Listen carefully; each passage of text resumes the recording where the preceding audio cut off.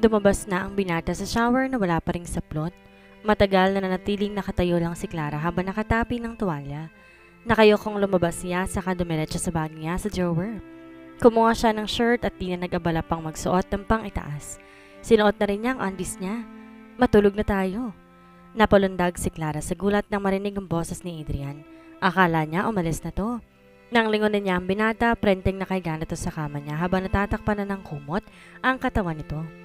So ikaw lang mag-isang uminom niyang lahat? Talong nito, tiningnan pa ang mga lata ng beer na tinapon na nito sa basurahan. Nasa ibabaw kasi yon ang kama kanina. Don't worry, kaya kong kontrolin si Manoy. Nakangiting sabi ng binata, tsaka nito pinagpag ang espasyo sa tabi nito. Maghahanap pa sana siya ng shorts na magsalita ito uli. Halika na makatulog na tayo bago pa magbagong isip ko. At tubiling lumapit na nga siya sa kama at nang sasampa na sana siya, bigla siya nitong hinila kaya't napapunta siya sa dibdib nito. You will thank me tomorrow because of my self-control. Ayokong may pagsisihan ka, Claire. Titig na titig to sa mga mata niya, nangiangat nitong mukha niya sa pagkakapon niya sa katawan nito. Hindi niya alam kung ano ang sasabihin, parang biglang lutang na ulit ang pakiramdam niya. Pinahiga siya nito sa brasong to, tsaka siya hinigan ulit sa labi nang mabilis. Yumakap na ito sa kanya. Nasa dibdib nito ang mukha ni Clara at parang ang idinuduyan na siya sa antok. Maya-maya nakatulog na nga siya. Na maalimpungatan, napatingin ulit siya. Nakapikit pa rin ang binata nang maalala ang nangyari kagabi. Napatingin siya sa oras sa dingding. Malapit nang mag-alas 6. Kailangan niyang paalisin ito roon dahil tiyak. Malaking iskandalo kung may makakaalam na magkatabi silang natulog ni Adrian kahit wala namang nangyari. Adrian! Adrian!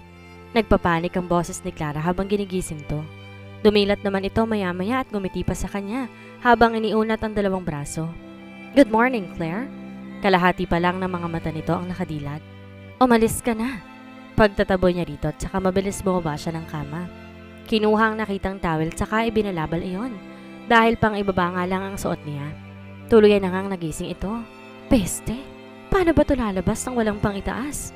Alam niyang nasa sahig ng banyo ang basa nitong swimming trunks. Ikaw palang nagtaboy sa akin na babae after ng... Hindi makapaniwalang sabi nito na nakatayo na rin habang hawak ang kumot para pantakip sa kabuuan nito. Walang nangyari sa atin. Agad na putol niya. Nakangiting binilabal na nga ni Adrian ng kumot sa katawan habang nakatingin sa kanya. Yeah, nanghihinayang ka ba? Because we can still do it, lalo't hindi ka nalasing. Hindi alam ni Clara kung nagbibiro ito or ano. Uminit ang mukha niya nang pumasok ulit sa utak niya na nakita nito ang lahat sa kanya at nahawakan pa. Are you imagining now? Pareho silang natigilan nang may naririnig ng yabag sa labas. Umalis ka na. Agad nang pumunta siya sa pinto at nakikinig sa labas. Tumayo naman ang binata sa harap niya habang nakahalukip-kip. Kung si Giancarlo ba ako, pipikutin mo kaya ako? Seryosong tanong nito. Napakurap-kurap siya. Of course, I know the answer. Nakangiting sabi pa nito. Umalis siya sa harap ng pinto ng akmang bubuksan na nito iyon. Kinakabahan siya na baka may makakita rito na nakatakip lang kumot ang katawan at galing pa sa kwarto niya. Nako, Clara, maling tao pa talaga yung nilandi mo eh. Palpak ka talaga lagi. Sa kabilang banda, nagpaalam siya kay Giancarlo na kay Camille siya sasabay pa uwi. Hindi niya kayang humarap kay Adrian pagkatapos ng mainit na tagpo nila. Wala na silang maitatago sa isa't isa. Panay pa ang iwas niya rito nang lumabas siya ng kwarto sa resort. Pagkatapos ng breakfast, nagkanya-kanya nang uwi ang lahat. Napasama pa talaga siya kay Camille sa loob ng kwarto para lang makuha ang mga gamit niya. Baka kasi magkasalubong sila ni Adrian doon. Wow! This room is so big. Ikaw lang talaga mag-isa rito kagabi? Sana nag-takeout ka rin ng isa sa mga guy models. Natatawang sabi ni Camille. Sino namang dadalhin ko? Agad pinamulahan siya ng mukha sa sinabi nito na napansin naman ng kaibigan. Oh no! Don't tell me. May dinala ka nga rito. Nang uhuling talong nito na pinagmasdan na maigi ang mukha niya. Umiiwas naman siya ng tingin sa babae at kunyari busy sa pag-aayos ng mga gamit. Sino naman ang dadalhin ko dito? Inatid niya na at pumunta ng banyo para tingnan kung may mga gamit pa siya roon. Nanlaki ang mata niya na makita ang swimsuit niya at swimming trunks ni Adrian na nakasampay doon. Nilabhan niya kasi iyon kanina nang maligo siya. Mabilis kinuha niya mga iyon bago pa siya sundan ni Camille sa loob ng banyo. Tinupi niya agad bago siya lumabas. Nakita niyang tinignan ni Camille ang puno ng pangbasura. Maya-maya yata yon liligpitin ng staff pag alis nila. Oh my God, Clara! Inubos mo lahat ng dinala mo kagabing beer mag-isa mo? Nakita pa rin ito ang mga lata ng beer sa basurahan. Kaya nga ang sakit ng ulo ko pagkagising. Grabe! Buti nandito ka lang sa kwarto, kung hindi, baka may nagawa ka pang pagsisiyan mo pagising. Anyway, ihatid ba kita sa boarding house mo agad para makapagpahinga ka? Bumaling na ito sa kanya at umupo sa kama. Hindi pala nito alam na sa mga deluka siya umuwi. Sa kanto na lang malapit. Doon mo ako ibaba kasi magkikita kami ng kakilala ko. Alam niya, pagod din to, kaya ayaw niya itong istorbohin sa bahay nito. Ihahatid na lang kita kung saan talaga tayo magkikita. Wag na! Hindi ko pa kasi alam ang eksaktong lugar pero doon kami magkikita sa kanto. Tanggi niya. Well, okay. Kokonti na lang ang nakikita nila sa cottage dahil umuwi na halos lahat. Natigilan siya sa paghakbang na makita pa rin ang van ng mga deluka. Bukas ang pinto nung nakita niya si Adrian na nakatayo sa labas at parang may hinihintay. Sino kayang hinihintay nito? Dahan-dahan ang paghakbang niya sa takot na makita ng binata. Nakita niyang lumapit si Giancarlo dito at kinausap ito. Paray naman ang tago niya sa likod ni Camille na busy kakatingin sa phone nito. Kumunot ang noo ni Adrian nang kausapin ito ni Giancarlo. Nag-dial phone. Nagulantang pa siya nang tumunog ang phone niya sa bulsa. Mabilis kinuha niya iyon at nakita pa niya si Adrian ang tumatawag. Hello? Bakit hindi ka sasabay sa amin pa uwi? Agad nang tanong nito. Tumabi muna siya nang sagutin ang tawag ng binata at nagtago sa ilikod na isang malaking puno. Sasabay kasi ako kay Camille. Why? Saan ba kayo pupunta? Clara, nandyan ka lang pala. Sasabay pala sa atin sina Louie at Joshua. Sorry. May kausap ka pala sa phone. Mabilis na iniwan muna siya ni Camille. Nang apologetic ang mukha. May kasabay kayong lalaki? Bakit? Saan kayo pupunta? Narinig nito ang sinabi ni Camille. Ala, ang kulit ni Adrian ha? Parang boyfriend ko umasta. Bakit ba parang kinikilig ka?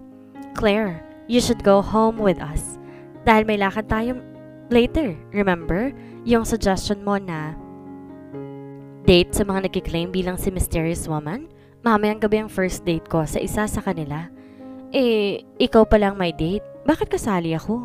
May konting inis ang tono ng boses ni Clara at hindi niya alam kung para saan yung inis na nararamdaman niya. Dahil ba yon sa kaalaman na makikipag-date si Adrian? Sira? Hindi nga ba't ikaw ang nagsuggest nga nun? Tsaka bakit ka naman maiinis? Anong meron? Pang-ookray ng utak niya. Sinong kukuha ng pictures namin habang nagde-date kami? Hindi naman po pwedeng ako, di ba? You will be our photographer. At ako na ang bahala mag-edit ng mga pictures for the magazine. Tatanggi sana si Clara pero naalala niyang trabaho niya. Sabi nga ni Mrs. De Luca, available siya dapat anytime dahil hindi fixed ang schedule ng work niya. Depende yun kung kailan siya kakailanganin. Aalis na tayo. You can just inform Camille and kung sino man naman lalaking sinasabi niya, hindi ka pwede. Did one of the guys flirt with you last night? Parang bad trip pa ang boses ng binata. Bakit? May nakita ka bang nakikipaglandian sa akin maliban sa'yo? Nabigla siya at tinakpan niya agad ang bibig nang ma-realize ang sinabi. Ek-ek ka talaga, Claring. Natahimik bigla si Adrian. Di nagtagal tumawa ito ng marahan. Narinig niya lang ito na may kinakausap. Camille, mauna na kayo. Sa amin nasasabay si Clara, okay? Nasa malapit lang yata nito si Camille at ito na ang nagsabi para sa kanya. Oh, sure. Narinig pa niyang sagot ng kaibigan. Mabilis na umalis na siya sa malaking kahoy para pumunta na sa mga ito bago pa umalis si Camille. Gusto niya makapagpaalam din dito mismo. Camille, tawag niya sa babae nang malapit na sa mga ito. Dama niya agad ang mga mata ni Adrian sa kanya pero hindi niya yon pinapansin. Kay Camille na natili ang mga mata niya. Pasensya na, ngayon ko lang din kasi nalaman na may trabaho pala kami mamaya. It's okay. So, aalis na kami? Yumakap pa to sa kanya bago umalis. Nakatayo na pala sa labas ng kotse nito ang dalawang sinabi nitong sasabay. Ang isa sa mga yon na nakasama nito kagabi. Kumaway pa ito sa kanya bago sumakay ng kotse. Kumaway na rin siya sa kaibigan. Maya-maya nakaalis ng kotse nito pero wala pa yata siyang balak tumingin sa gawin ni Adrian. Parang gustong gusto mo talagang sumabay doon ah. Narinig na lang niyang sinabi ng binata. Tsaka lang siya bumaling dito. Hindi ah. Nakakunot noong sagot niya. Yeah, munti ko na makalimutan. Faithful ka pala sa kapatid ko. Binulong pa nito sa kanya ang huling sinabi. Hindi na naman maalis-alis ang panunod sa mukha nito. Pakiramdam niya tinatawanan nito ang pagiging faithful niya kuno dahil sa nangyari sa kanila kagabi. Gusto niyang maging klaro sa kanilang tungkol kagabi para matahimik na rin siya, kaya't bago ito pumasok ng van, kinausap niya ang binata. Yung kagabi, wag na nating isipin. Nalito lang siguro ako dahil sa lesson natin, plus, lasing ako, napaghalo-halo kong lahat. Do you really want us to talk about this while they are waiting for us? Mahina pang boses na tanong ni Adrian, na seryoso ng mukha. Luminga pa ito sa van at nakita nga niya nakatingin ang driver, si Mrs. De Luca at si Sheila na inilabas pa ang ulo para sumilip sa kanila na parang inip na inip. Mabilis itinikom niya ang bibig. Nabigla pa siya nang walang salitang kinuha ni Adrian ang bitbit niyang gamit at nauna nang pumasok ng van. Sumunod na rin siya sa binata. Nakita niyang inilagay nito sa isang bakanting upuan ng mga gamit niya. Si Giancarlo nakasandal sa upuan na parang nakatulog na. Nakita niya nakaupo na si Adrian sa tabi ni Sheila. Nasa balikat ni Adrian ang ulo ng babae na kunyari ay inaantok. Best actress? Mabuti na lang napigilan niya ang sariling mapaismin sa kaartehan ng babae. Bakit kaya hindi ito kasama ni Adrian na nagtampisaw sa tubig na makita niyang binata kagabi? Tatabi na lang din sana siya kay Giancarlo na magsalita si Adrian. Diyan ka na sa tabi ng mga gamit mo umupo. Huwag ka nang tumabi doon kay Giancarlo dahil antok na antok yun. Matutulog din yan buong biyahe kaya parang wala ka rin katabi. Sabi nito kaya't sinunod na lang din niya ang binata. Nakaupo na siya at nagsimula ng umandar ang van. Nang mapatingin siya sa rearview mirror, nakita niyang nakatingin si Adrian sa kanya. Mabilis binaling ang tingin sa labas ng bintana. Isinuot niya na lang din ang headset. Parang hindi naman nagpapatugtog. Ayaw niya munang isipin ni Adrian kaya ayaw niyang marinig ang kanta nito. Pumikit siya. Uminom muna siya ng gamot para sa sakit ng ulo kanina kaya't nakatulog din siya agad pagkalipas lang ng ilang minuto. Epekto yata yun ng gamot at para na siyang hiniheles sa kabuuan ng biyahe. Sa kabilang banda, ginalaw niya ang mukha ng parang may kiliti siyang naramdaman sa isang pisngi niya. Napadilat siya ng parang may gumagapang sa mukha niya.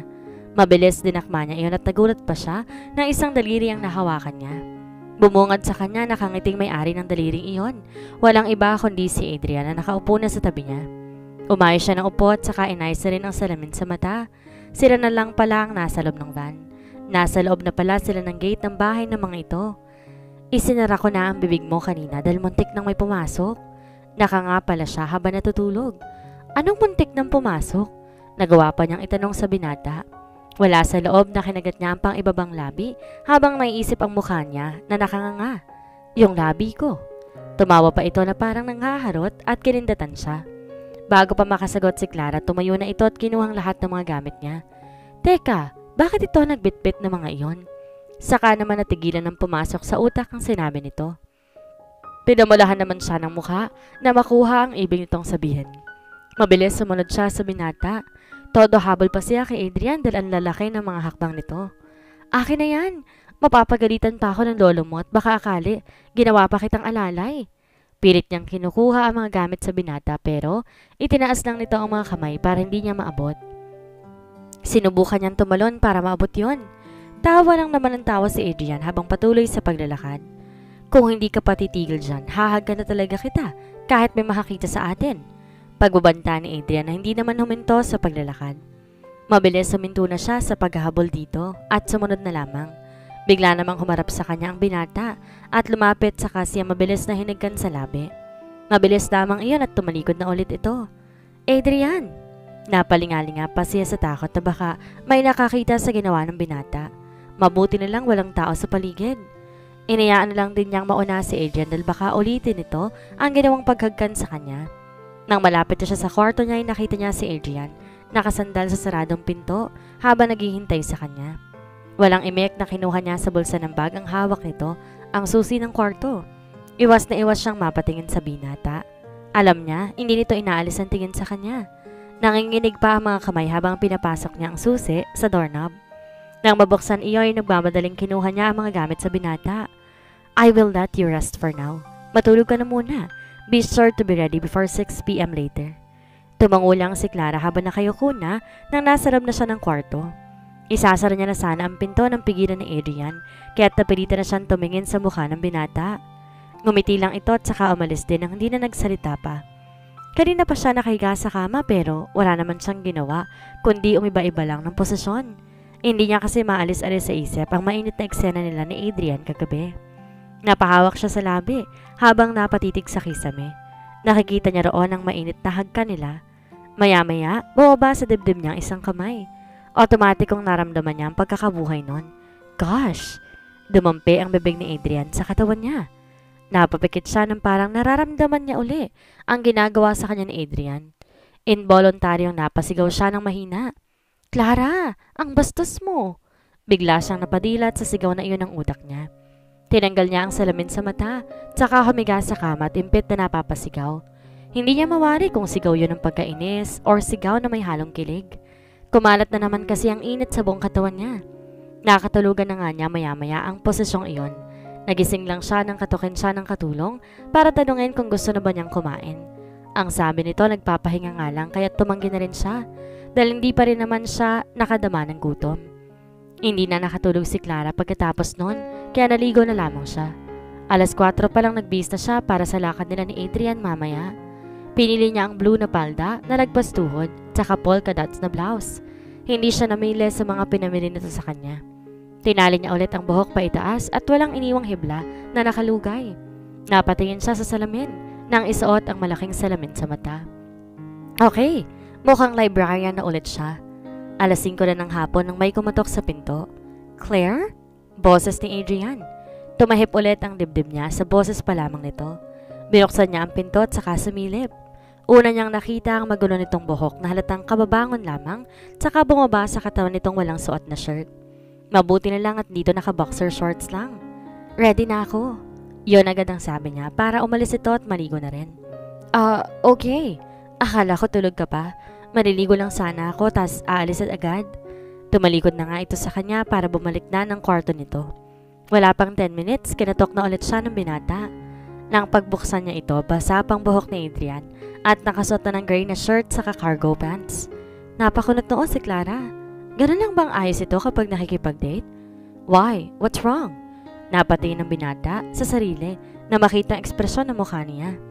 Hindi ba ilalagay natin sa magazine ang pictures nyo? Akala ko formal attire ang isusuot mo. It's okay. Yun lang ang sagot nito.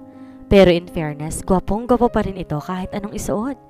Baka nga kahit basahan ng damit ito ay magmumukhang mamahalin pa rin. Nang lumabas siya ng kwarto, ito naman ang napatitig sa ayos niya. Bakit di mo suot yung mga binili natin? Nakakunot noong tanong nito. Baka matalbogan ko pang date mo kung mag-aayos ako. Pakibit balikat na sagot niya at saka nauna nang maglakad dito. Ang lakas ng tawa ng binata habang nasa likod lamang niya. Grabe, di man lang tinago ang tawa nito. Alam niya malabong mangyari yung sinasabi niya, pero hindi man lang sinakyan ng loko. Kotse nito ang sasakyan nila. Sa likod na siya dumiretso ng upo. May nakita siyang gamit na nandun. Sa tingin niya, yun ang kamerang gagamitin niya. Susunduin natin yung date ko. You can start taking pictures kapag nasa bahay na nila tayo. You can use that camera. Tinuro pa nito ang nasa tabi niya. Kinuha nga niya iyon. Simpleng camera lang yon na madaling gamitin. Pero alam niyang mamahalin din. Hindi niya na binitawan ng camera habang umaandar na ang sasakyan papunta sa date number 1 ni Adrian. Huminto sila sa isang bahay na may nakatayo pang maraming tao sa labas.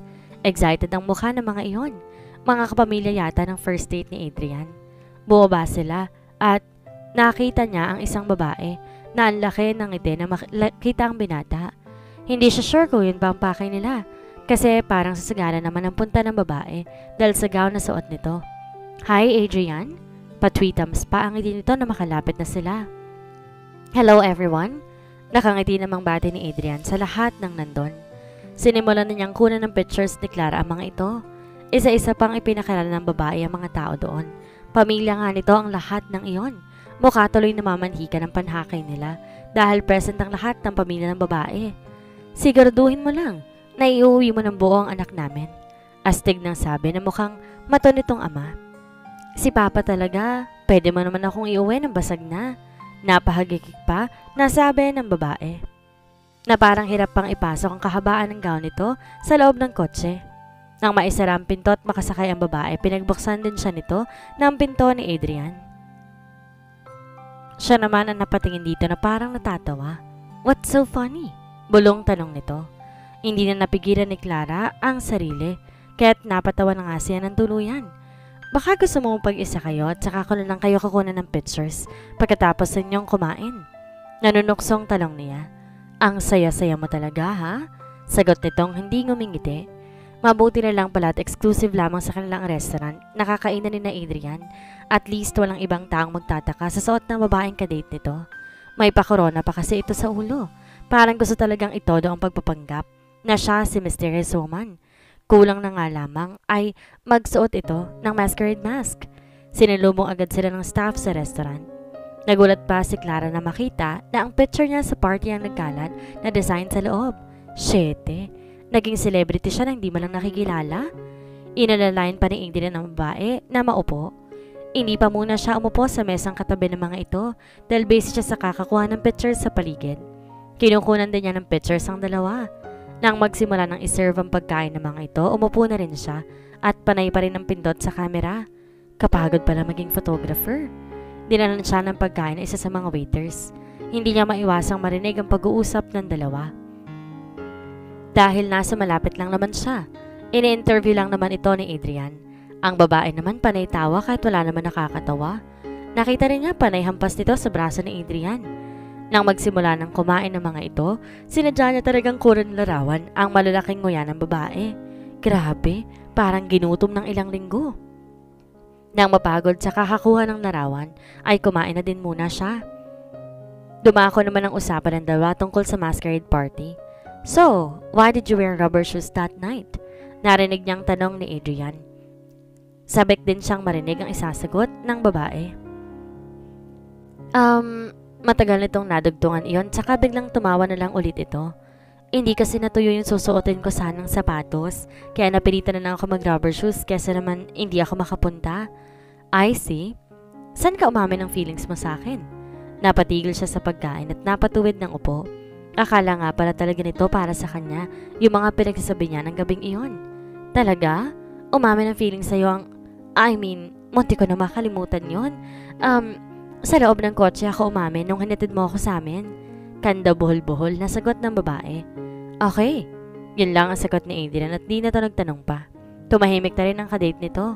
Alam nitong bestado na ito na nagpapanggap lamang.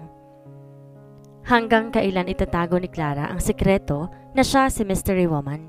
Aaminin pa kaya nito ang totoo sa binata? Yan po ang ating aabangan sa susunod na kabanata.